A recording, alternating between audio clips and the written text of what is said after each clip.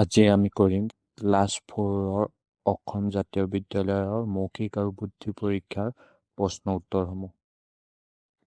1 number প্ৰশ্নটো দিছে 95 লগত 99 পূৰণ কৰিলে কিমান হ'ব। এতিয়া আমি পূৰণ ফলটো আমি কাগজত কৰিম। এতিয়া 95 লগত আমি 99 সংখ্যাটো পূৰণ কৰিম।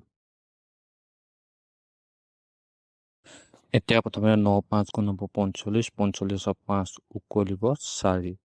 এতিয়া 9 আমি 9 লগত পূৰণ কৰিম। 9 9 গুণ হ'ব 81, 81 4 হ'ব 85। তেতিয়াহ'লে ইয়াত আমি 85 লিখি দিম। ঠিক একেদৰে 9 5 গুণ হ'ব 45, 45ৰ 5 উকলিব 4। আকৌ 9 9 গুণ হ'ব 81, 81 4 হ'ব 85। এতিয়া আমি সংখ্যাকেইটা যোগ কৰিম। 5টো নামি আহিব, 5 5 10, 10 শূন্য হ'ব উকলিব 1। আকৌ 8 5 হ'ব 13, উকলা 1 হ'ব 14। ইয়াত 14 4 উকলিব 1। এতিয়া উকলা 1 8ৰ লগত যোগ কৰিম। 8 1 হ'ব 9। তেতিয়া ওলালে 9405। মানে 95 লগত 99 যোগ কৰিলে 9405 হয়। তেতিয়াহ'লে 9405টো আমি খালী ঘৰত লিখি দিম। 9405। একেদৰে 2 নম্বৰটো 75 লগত 1000 পূৰণ কৰিলে কিমান হ'ব লিখিব কৈছে খালী ঠাইত। এতিয়া আমি 1000 লগত 75টো পূৰণ কৰিম। 5ৰ লগত 0 পূৰণ কৰিলে 0, 5 0 গুণ 0 হ'ব। আকৌ 5 0 গুণ 0। এতিয়া 5ৰ লগত 1 পূৰণ কৰিলে 5 গুণ 5। ঠিক একেদৰে তলতো পূৰণ কৰিম। 7 0 গুণ হ'ব 0, আকৌ 7 0 0, আকৌ 7 0 গুণ 0 আৰু 7 গুণ 7 হ'ব। এতিয়া আমি যোগ কৰিম। 0টো নামি আহিব, 0 0 যোগ কৰিলে 0, 0 0 যোগ কৰিলে 0, 5ৰ লগত 0 যোগ কৰিলে হ'ব 5 আৰু 7টো নামি ওলাব। এতিয়া 1000 লগত 75 পূৰণ কৰি আমি পালোঁ 75000। তেতিয়াহ'লে খালী ঠাইত বহুৱাম 75000। এতিয়া 3 নম্বৰটোত 80 লগত 200 পূৰণ কৰিছে। আমি 200 পূৰণ কৰিম। 200 পূৰণ 80 কৰিম আমি। এতিয়া 0 0 গুণ 0, 0 0 গুণ 0, 0 দুগুণ হ'ব 0। ঠিক একেদৰে 8 0 গুণ 0, 8 0 গুণ 0 আৰু 8 দুগুণ হ'ব 16। এতিয়া আমি সংখ্যাকেইটা যোগ কৰিম। 0টো নামি আহিব, 0 0 যোগ কৰিলে 0, 0 0 যোগ কৰিলে 0, 6টো নামি আহিব আৰু 1টো নামি আহিব। তেতিয়াহ'লে 200ৰ লগত 80 পূৰণ কৰি পালোঁ আমি 16000। তেতিয়াহ'লে খালী ঠাইত আমি পাতিম 16000। 4 নম্বৰটোত 45ৰ লগত 99 পূৰণ কৰিছে। আমি পূৰণ কৰিম 45ৰ লগত 99। সংখ্যাটো আমি পাতি লৈছোঁ। এতিয়া আমি পূৰণ কৰিম। 9 5 গুণ হ'ব 45, 45ৰ 5 উকলিব 4। তাৰপিছত 9 4 গুণ হ'ব 36, 36 4 হ'ব 40। তেতিয়াহ'লে ইয়াত পাতিম 40। ঠিক একেদৰে 9 5 গুণ 45ৰ 5 উকলিব 4, 9 4 গুণ হ'ব 36, 36 4 হ'ব 40। আমি ইয়াত পাতিম 40। এতিয়া আমি সংখ্যাকেইটা যোগ কৰিম। 5টো নামি আহিব, 0 লগত 5 যোগ কৰিলে 5, 4 লগত 0 যোগ কৰিলে 4 আৰু 4টো নামি আহিব। এতিয়া আমি 45ৰ লগত 99 পূৰণ কৰি পালোঁ 4455। এতিয়া 5 নম্বৰটো সুধিছে 10ৰ 100 গুণ কিমান হ'ব। এতিয়া 10ৰ লগত যদি আমি 100টো পূৰণ কৰি দিওঁ 10ৰ 100 গুণ কিমান হ'ব ওলাব। এতিয়া আমি ইয়াত এনেদৰে লিখি ল'ম যে 10ৰ 100 গুণ সমান, এতিয়া আমি সংখ্যা দুটা পূৰণ কৰি দিম। এতিয়া 100ৰ লগত আমি 10 পূৰণ কৰিম। এতিয়া 0 0 0, 0 0 গুণ 0, 0 1 গুণ 0, 1 0 গুণ 0, 1 0 গুণ 0, 1 গুণ 1। এতিয়া আমি সংখ্যাকেইটা যোগ কৰিম। এতিয়া 0 0 যোগ কৰিলে 0, 0 0 যোগ কৰিলে 0, 1টো নামি আহিব। এতিয়া 100ৰ লগত 10 পূৰণ কৰি পালোঁ 1000, মানে 10ৰ 100 গুণ হ'ব 1000। তেতিয়াহ'লে আমি খালী ঘৰত পাতিম 1000। 6 নম্বৰটো কৈছে গুণ্য 10 গুণফল 100 হ'লে গুণক কিমান। এতিয়া গুণক উলিওৱা আমাৰ এটা ফৰ্মুলা আছে। সেই ফৰ্মুলাটো হ'ল গুণক সমান গুণফল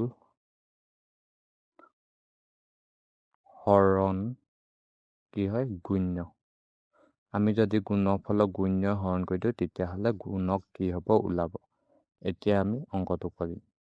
সমান চিহ্নৰ তলত সমান চিহ্ন, গুণফল আমাক দিয়া আছে 100, সেইকাৰণে পাতিম গুণফলৰ তলত 100 আৰু হৰণ চিহ্ন দিয়া আছে হৰণ চিহ্নৰ তলত হৰণ।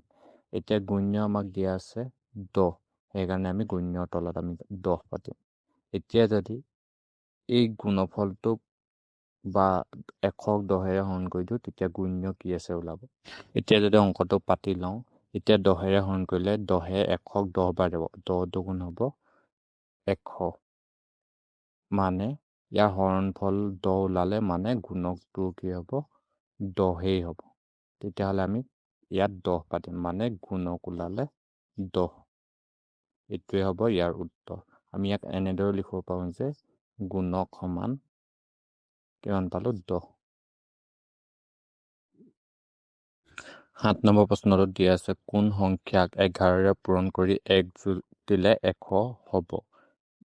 এতিয়া মানে 11ৰ লগত এনেকুৱা কিবা সংখ্যা পূৰণ কৰিছে যিটো সংখ্যা পূৰণ কৰি তাৰ লগত যদি 1 যোগ দিয়ে তেতিয়া 100 হয়। এতিয়া যদি সেই যোগ দিয়া 1 সংখ্যাটো আমি 100ৰ পৰা বিয়োগ কৰি 11ৰে সেই সংখ্যাটো হৰণ কৰি দিওঁ তেতিয়াহ'লে আমি উলিয়াবলগীয়া সংখ্যাটো ওলাব। এতিয়া 100ৰ পৰা 1 বিয়োগ কৰি দিছোঁ তেতিয়া পালোঁ আমি 99। এতিয়া এই 99 সংখ্যাটোক যদি এই 11 সংখ্যাৰে হৰণ কৰি যিটো সংখ্যা পাম সেই সংখ্যাটোৱে হৈছে আমি উলিয়াবলগীয়া সংখ্যাটো। এতিয়া আমি 99ক 11ৰে হৰণ কৰিম। এতিয়া 11ৰে 99ক বাৰ যাব 9 বাৰ, 11 9 গুণ হ'ব 99। তেতিয়াহ'লে ইয়াৰ ভাগফল ওলালে 9, মানে 9ৰ লগত যদি এই 11 সংখ্যাটো পূৰণ কৰি 1 যোগ দিওঁ তেতিয়া 100 হ'ব। এতিয়া আমি উত্তৰটো এনেদৰে লিখিব পাৰোঁ 9ক 11ৰে পূৰণ কৰি 1 যোগ দিলে বা 1 যোগ কৰিলে 100 হ'ব। এইটোৱে হ'ল ইয়াৰ উত্তৰ। 8 নম্বৰটো কৈছে কোন সংখ্যাক 7ৰে পূৰণ কৰি পূৰণফলৰ পৰা 5 বাদ দিলে 100 হ'ব। এতিয়া আমি যদি এই বাদ দিয়া 5 সংখ্যাটো 100ৰ লগত যোগ কৰি 7ৰে হৰণ কৰি দিওঁ তেতিয়া আমি উলিয়াবলগীয়া সংখ্যাটো ওলাব। এতিয়া 100ৰ লগত 5 যোগ কৰিলে হ'ব 105। এতিয়া সেই 105টোক যদি আমি সেই পূৰণ কৰি থোৱা 7 সংখ্যাটোৰে হৰণ কৰি দিওঁ তেতিয়াহ'লে আমি উলিয়াবলগীয়া সংখ্যাটো ওলাব। এতিয়া 105ক আমি 7ৰে হৰণ কৰিম। এতিয়া প্ৰথমতে 7ৰে 10ক যাব, 7 গুণ 7, 10ৰ পৰা 7 গ'লে থাকিব 3 আৰু ওপৰৰ পৰা 5টো নামি আহিব। এতিয়া 7ক যদি 35ৰে হৰণ কৰোঁ 5 বাৰ যাব, 7 5 গুণ হ'ব 35। এতিয়া ভাগফল ওলালে 15, মানে এই 15 সংখ্যাটোক 7ৰে পূৰণ কৰি পূৰণফলৰ পৰা 5 বাদ দিলে 100 হ'ব। এতিয়া আমি ইয়াক এনেদৰে লিখিব পাৰোঁ যে 15ক 7ৰে পূৰণ কৰি পূৰণফলৰ পৰা 5 বাদ দিলে 100 হ'ব। 9 নম্বৰটো কোন সংখ্যাক 6ৰে পূৰণ কৰি 10 যোগ দিলে 100 হ'ব। এতিয়া আমি যদি যোগ দিয়া 10 সংখ্যাটোক 100ৰ পৰা বিয়োগ কৰি পোৱা সংখ্যাটোক 6ৰে হৰণ কৰোঁ তেতিয়াহ'লে আমি উলিয়াবলগীয়া সংখ্যাটো পাম। এতিয়া 100ৰ পৰা 10 গ'লে থাকিব 90। এতিয়া এই 90টোক যদি আমি এই 6 সংখ্যাটোৰে হৰণ কৰি নিওঁ তেতিয়াহ'লে আমি উলিয়াবলগীয়া সংখ্যাটো ওলাব। এতিয়া আমি 90ক যদি আমি 6ৰে হৰণ কৰোঁ 6 গুণ হ'ব 6, 9 পৰা 6 গ'লে থাকিব 3, এতিয়া শূন্যটো নামি আহিব, 6 30ক 5 বাৰ যাব, 6 5 গুণ হ'ব 30। এতিয়া ভাগফল ওলালে 15, মানে 15ক 6ৰে পূৰণ কৰি 10 যোগ দিলে 100 হ'ব। এতিয়া ইয়াক এনেদৰে লিখিব পাৰোঁ যে এতেকে 15ক 6ৰে পূৰণ কৰি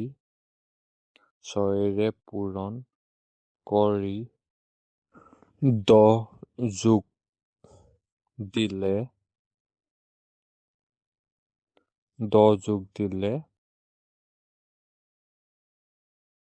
100 হ'ব। এইটোৱে হ'ল ইয়াৰ উত্তৰ। 10 নম্বৰটোত 85 লগত 58 সংখ্যাটোৰ যোগফলৰ সমান কি হৈছে? 11 লগত কোনোবা এটা সংখ্যা পূৰণফল।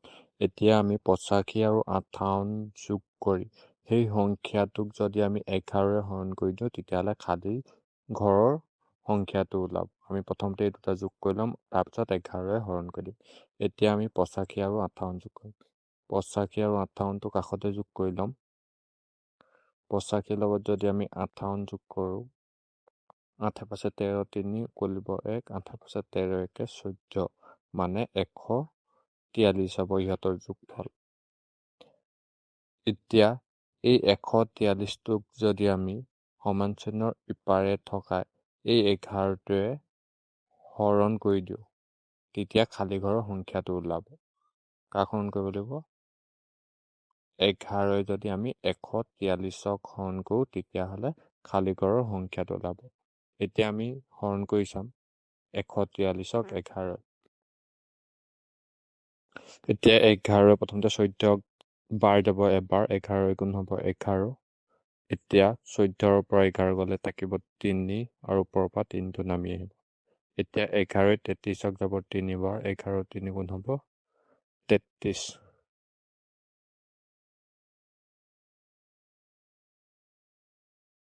এতিয়া ইয়াত ভাগফল ওলালে 13, মানে খালী ঘৰৰ সংখ্যাটোৱে হৈছে 13, মানে 143 হ'বলৈ 11ৰ লগত 13 পূৰণ কৰিব। তেতিয়াহ'লে খালী ঘৰৰ সংখ্যাটোতো ওলালে 13, আৰু 13টো এতিয়া আমি খালী ঘৰত বহুৱাই দিম।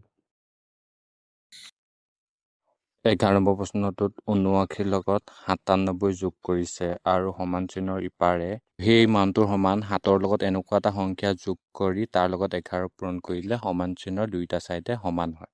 এতিয়া খালী সংখ্যাটোত কি হয় আমি উলিয়াব লাগে। এতিয়া আমি সমান চিহ্নৰ লেফ্ট চাইডটো 79 আৰু 97 যোগ কৰি কিমান হয় পাম। এতিয়া 79 আৰু 97 আমি যোগ কৰি ল'ম। 9 7 হ'ব 16, 6 উকলিব 1, 7 9 16, উকলা 1 হ'ব 70, মানে 774 হ'ব এইফালে যোগ কৰিলে। এতিয়া সমান চিহ্নৰ ইপাৰে থকা সংখ্যাবোৰ যেনেদৰে আছে আমি তেনেদৰে পাতি ল'ম।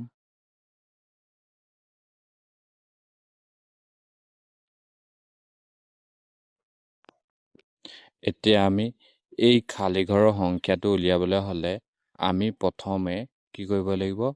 এই 11 সংখ্যাটোৱে 174টোক হৰণ কৰিব লাগিব, আৰু সেই হৰণ কৰি পোৱা সংখ্যাটোৰ সমান হ'বলৈ 7ৰ লগতনো কিমান যোগ দিব লাগিব আমি চাব লাগিব, আৰু সেই 7ৰ লগত যোগ দিয়া সংখ্যাটোৱে হ'ব খালী ঘৰৰ সংখ্যাটো। এতিয়া 11ৰে 174 হৰণ কৰিলে 11 গুণ হ'ব 11। এতিয়া 70ৰ পৰা যদি আমি 11 বিয়োগ দিওঁ তেতিয়া থাকিব 6, ওপৰৰ পৰা 6টো নমাই দিওঁ। এতিয়া 11ৰে 64ক 6 বাৰ দিব, 11 6 গুণ হ'ব 66। তেতিয়াহ'লে ইয়াত ভাগফল ওলালে 16। এতিয়া আমি এই 7ৰ লগত কিমাননো সংখ্যা যোগ দিলে 16 হ'ব উলিয়াব লাগিব। এতিয়া আমি জানো যে 7ৰ লগত কি যোগ কৰিলে 16 হ'ব। এতিয়া আমি অংকটো পাতি লওঁ, 7ৰ লগত কি সংখ্যা যোগ কৰিলে 16 হ'ব। এতিয়া জানো যে 7ৰ লগত আমি যদি 9 যোগ কৰোঁ তেতিয়া হ'ব 16, মানে এই 9 সংখ্যাটোৱে হ'ল আমি খালী ঘৰত বহুৱাবলগীয়া সংখ্যাটো। মানে 7ৰ লগত যদি 9 যোগ কৰি তাৰ লগত 11 পূৰণ কৰোঁ তেতিয়া আমি 174 পাম। মানে 79 আৰু 97 যোগফলৰ সমান হ'বলৈ 9 লগত 7 যোগ কৰি 11 পূৰণ কৰিব লাগিব, তেতিয়াহে দুইফালে সমান হ'ব। এইটোৱে হ'ল ইয়াৰ উত্তৰ। 12 নম্বৰটো দিছে দুটা সংখ্যাৰ যোগফল 77 আৰু বিয়োগফল 13 হ'লে সংখ্যা দুটা কি কি? এতিয়া আমি সেই সংখ্যা দুটানো কি কি হয় উলিয়াবলৈ হ'লে আমি অংকটো প্ৰথমতে পাতি ল'ম। কি কি দিয়া আছে লিখি ল'ম। দিয়া আছে এতিয়া দিয়া আছে সংখ্যা দুটাৰ যোগফল ৭৭ আৰু সংখ্যা দুটাৰ বিয়োগফল দিয়া আছে আমাক ১৩। এতিয়া আমি সেই সংখ্যা দুটা উলিওৱাৰ এটা ফৰ্মুলা আছে, আমি সেই ফৰ্মুলাটো মতে আমি সংখ্যা দুটা উলিয়াম। ডাঙৰ সংখ্যাটো উলিওৱা ফৰ্মুলাটো হৈছে, এতিয়া লিখি লৈছে যে ডাঙৰ সংখ্যাটো হ'ব, কি কৰিব লাগিব, আমি ডাঙৰ সংখ্যাটো উলিয়াবলৈ হ'লে আমি কৰিব লাগিব সংখ্যা দুটাৰ যোগফলৰ লগত সংখ্যা দুটাৰ বিয়োগফলটো আমি কি কৰিব লাগিব, যোগ কৰিব লাগিব। মানে সংখ্যা দুটাৰ যোগফল যোগ সংখ্যা দুটাৰ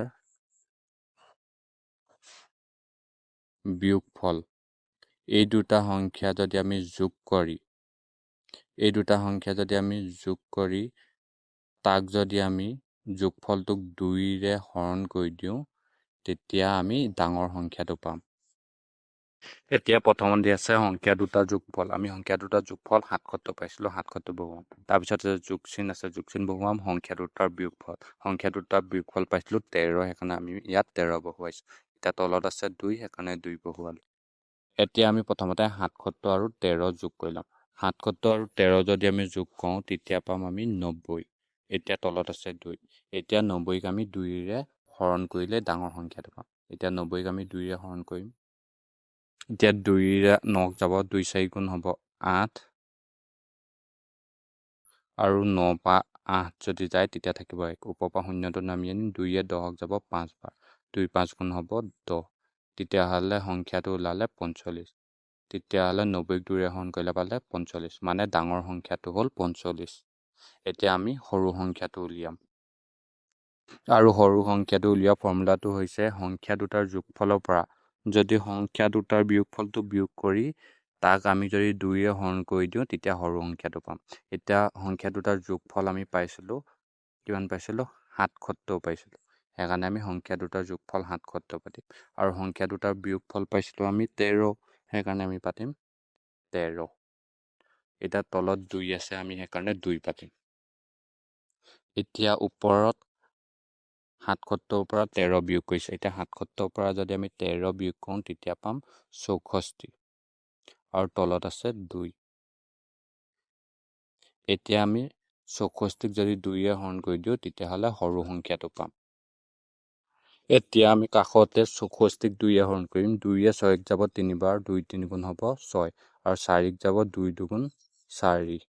তেতিয়াহ'লে 2 32 গুণ হ'ব ৬৪, মানে ভাগফল ওলালে 32। এতিয়া ৬৪ক যদি 2ৰে হৰণ কৰি পালোঁ 32। এতিয়া সৰু সংখ্যাটো ওলালে 32, আৰু ডাঙৰ সংখ্যাটো আমি পাইছিলোঁ 45। এতিয়া ইয়াক এনেদৰে লিখিব পাৰোঁ যে এতেকে নিৰ্ণেয় সংখ্যা দুটা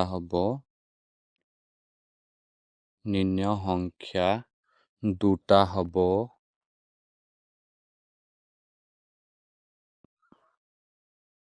এতিয়া আমি আগৰ সংখ্যাটো পাইছিলোঁ 45, আৰু এতিয়া আমি সৰু সংখ্যাটো পাইছিলোঁ 32। এতিয়া নিৰ্ণেয় সংখ্যা দুটা হৈছে 45 আৰু 32। এইটোৱে হ'ল ইয়াৰ উত্তৰ।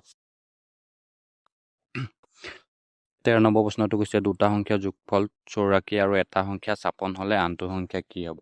এতিয়া আনটো সংখ্যা উলিয়াবলৈ আমি যোগফল 64ৰ পৰা এটা সংখ্যা যদি 56টো আমি বিয়োগ কৰি দিওঁ, তেতিয়াহ'লে আনটো সংখ্যা আমি পাই যাম। এতিয়া আমি কি কি দিয়া আছে আমি প্ৰথমতে লিখি ল'ম।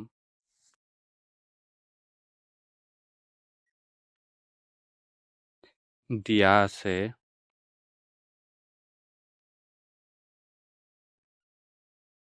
সংখ্যা দুটাৰ যোগফল, আমাক দিয়া আছে 84, সেইকাৰণে আমি ইয়াত পাতিম 84। আৰু আমাক দিয়া আছে এটা সংখ্যা, কি দিয়া আছে, এটা সংখ্যা 56 দিয়া আছে, 5 10 6 56। এতিয়া আনটো সংখ্যা হ'ব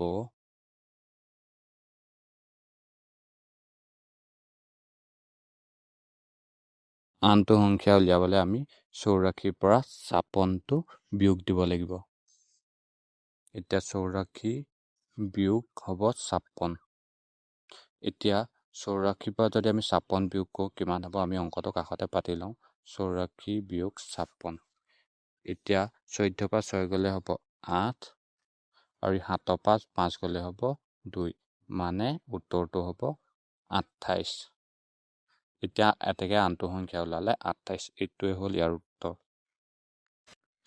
14 নম্বৰটো দিয়া আছে দুটা সংখ্যাৰ পূৰণফল 105 এটা সংখ্যা 15 হ'লে আনটো সংখ্যা কি হ'ব সেই আনটো সংখ্যা উলিয়াবলৈ যদি আমি 105টোক যদি আমি এই এটা সংখ্যা 15ৰে হৰণ কৰি দিওঁ তেতিয়া আনটো সংখ্যা কি হ'ব ওলাব মানে এনেদৰে কৈছে যে দুটা সংখ্যা পূৰণ কৰিছে যিটো হ'লে 105 হয় আৰু এটা সংখ্যা দিয়া আছে আমাক 15 এতিয়া এই আনটো সংখ্যা উলিয়াবলৈ হ'লে আমি এই 15টোৱে যদি আমি এই 105টোক হৰণ কৰি দিওঁ তেতিয়া আনটো সংখ্যা কি হয় ওলাব এতিয়া আমি অংকটো কৰি ল'ম যে কি দিয়া আছে পাতি ল'ম দিয়া আছে